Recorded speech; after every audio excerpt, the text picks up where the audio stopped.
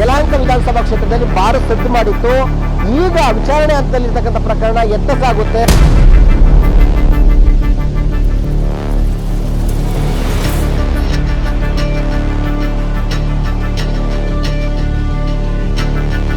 ಹೇಗಾದ್ರೂ ಮಾಡಿ ವಿಶ್ವನಾಥ್ ರವರನ್ನ ಚುನಾವಣೆಯಲ್ಲಿ ಗೆಲ್ಲಿಕ್ಕಾಗಲ್ಲ. ಅವರು ತೋಟದ ಕಡೆಗೆ ವಾಕಿಂಗ್ ಹೋಗೋ ಸಂದರ್ಭದಲ್ಲಿ ಎರಡೇ ಏಟಿಗೆ ಆತನನ್ನ ಮುಗಿಸ್ಬೇಕು. ಅದು ಏನು ಆಂಧ್ರದ ರೌಡಿಗಳನ್ನ ಗೂಂಡಾಗಳನ್ನ ಕರೆಸಿ ತಂದು ಕೊಲೆ ಮಾಡಬೇಕು ಅಂತಕ್ಕಂಥ ಸಂಚು ರೂಪಿಸಿದ್ದಾರೆ ಅಂತಕ್ಕಂಥ ವಿಡಿಯೋ ಸಖತ್ ವೈರಲ್ ಆಗಿತ್ತು.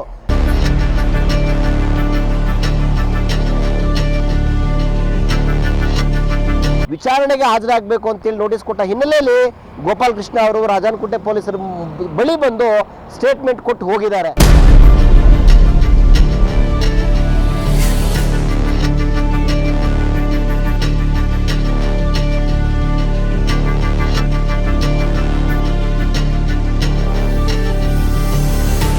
ಶ್ರೀಕೃಷ್ಣ ಭಗವದ್ಗೀತೆಯಲ್ಲಿ ಹೇಳ್ತಾನೆ, ಕರ್ಮಣ್ಯವಾಧಿಕಾರಸ್ಥೆ ಮಾಫಲೇಶು ಕದಾಚನ ಅಂತ. ನಾವು ಮಾಡ್ತಕ್ಕಂಥ ಕೆಲಸ ಕಾರ್ಯಗಳ ಪ್ರತಿಫಲವನ್ನು ನಾವೇ ಅನುಭವಿಸ್ಬೇಕು.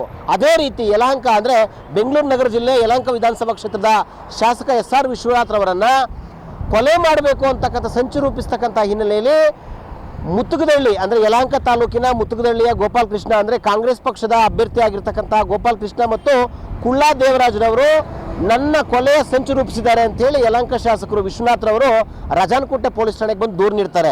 2021 ಡಿಸೆಂಬರ್ 1ನೇ ತಾರೀಕು ಶಾಸಕರು ಖುದ್ದಾಗಿ ಪೊಲೀಸ್ ಠಾಣೆಗೆ ಬಂದು ದೂರು ಕೊಡೋದು ಏನಂದರೆ, ಕುಳ್ಳಾ ದೇವರಾಜು ಅಂದರೆ ಅಟ್ಟೂರು ವಾಸಿಯಾಗಿರ್ತಕ್ಕಂಥ ದೇವರಾಜ್ ಅಲಿಯಾಸ್ ಕುಳ್ಳಾ ದೇವರಾಜು ಮತ್ತು ಕಾಂಗ್ರೆಸ್ ನಾಯಕ ಆಗಿರ್ತಕ್ಕಂಥ ಗೋಪಾಲ್ ಕೃಷ್ಣ ಮುತ್ತುಗದಳ್ಳಿ ಗೋಪಾಲ್ ಕೃಷ್ಣ ಅವರು ಹೇಗಾದರೂ ಮಾಡಿ ವಿಶ್ವನಾಥ್ ರವರನ್ನ ಚುನಾವಣೆಯಲ್ಲಿ ಗೆಲ್ಲಿಕ್ಕಾಗಲ್ಲ. ಅವರು ತೋಟದ ಕಡೆಗೆ ವಾಕಿಂಗ್ ಹೋಗೋ ಸಂದರ್ಭದಲ್ಲಿ ಎರಡೇ ಏಟಿಗೆ ಆತನನ್ನು ಮುಗಿಸ್ಬೇಕು. ಅದು ಏನು ಆಂಧ್ರದ ರೌಡಿಗಳನ್ನ ಗೂಂಡಾಗಳನ್ನ ಕರೆಸಿ ತಂದು ಕೊಲೆ ಮಾಡಬೇಕು ಅಂತಕ್ಕಂಥ ಸಂಚು ರೂಪಿಸಿದ್ದಾರೆ ಅಂತಕ್ಕಂಥ ವಿಡಿಯೋ ಸಖತ್ ವೈರಲ್ ಆಗಿತ್ತು.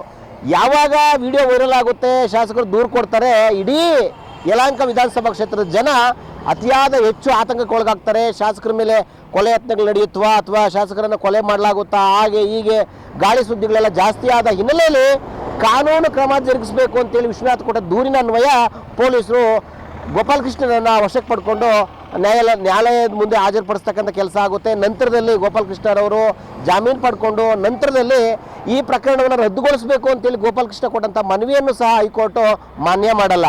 ಇದೀಗ ಇವತ್ತು ರಾಜಾನಕುಂಟೆ ಪೊಲೀಸರ ನೋಟಿಸು ಅಂದರೆ ವಿಚಾರಣೆಗೆ ಹಾಜರಾಗಬೇಕು ಅಂತೇಳಿ ನೋಟಿಸ್ ಕೊಟ್ಟ ಹಿನ್ನೆಲೆಯಲ್ಲಿ ಗೋಪಾಲ್ ಕೃಷ್ಣ ಅವರು ರಾಜಾನಕುಂಟೆ ಪೊಲೀಸರ ಬಳಿ ಬಂದು ಸ್ಟೇಟ್ಮೆಂಟ್ ಕೊಟ್ಟು ಹೋಗಿದ್ದಾರೆ. ಅಂದರೆ ಶಾಸಕನಾಗಿ ನಾನು ಗೆಲ್ಲಬೇಕು, ರಾಜಕೀಯದಲ್ಲಿ ಬೆಳಿಬೇಕು ಅನ್ನೋ ಉದ್ದೇಶಕ್ಕೊಳಗಾಗಿ ಗೋಪಾಲ್ ಕೃಷ್ಣ ಮಾಡಿರ್ತಕ್ಕಂಥ ವಿಡಿಯೋ ಸಖತ್ ವೈರಲ್ ಆಗಿತ್ತು. ಆ ವಿಡಿಯೋನ ಸತ್ಯಾಸತ್ಯತೆ ಏನು ಅನ್ನೋದ್ರ ಬಗ್ಗೆ ರಾಜಾನಕುಂಟೆ ಪೊಲೀಸರು ವಿಚಾರಣೆ ನಡೆಸ್ತಾ ಇದ್ದಾರೆ. ಅಂತೂ ಈ ಪ್ರಕರಣ ಯಲಹಂಕ ವಿಧಾನಸಭಾ ಕ್ಷೇತ್ರದಲ್ಲಿ ಭಾರಿ ಸದ್ದು ಮಾಡಿತ್ತು. ಈಗ ವಿಚಾರಣೆ ಹಂತದಲ್ಲಿರ್ತಕ್ಕಂಥ ಪ್ರಕರಣ ಎತ್ತ ಸಾಗುತ್ತೆ, ಪ್ರಕರಣದಲ್ಲಿ ಇರ್ತಕ್ಕಂಥ ಆರೋಪಿಗಳು ಏನೋ ಆರೋಪಿಗೆ ಶಿಕ್ಷೆ ಆಗುತ್ತಾ ಏನು ಎತ್ತ ಅನ್ನೋದು ಪೊಲೀಸರ ವಿಚಾರಣೆಯಿಂದಷ್ಟೇ ತಿಳಿಯಲಿದೆ. ಶಶಾಂಕ್ ಸುರೇಶ್ ಬಾಬು, ವಿಶ್ವಭಾರತಿ, ಯಲಹಂಕ.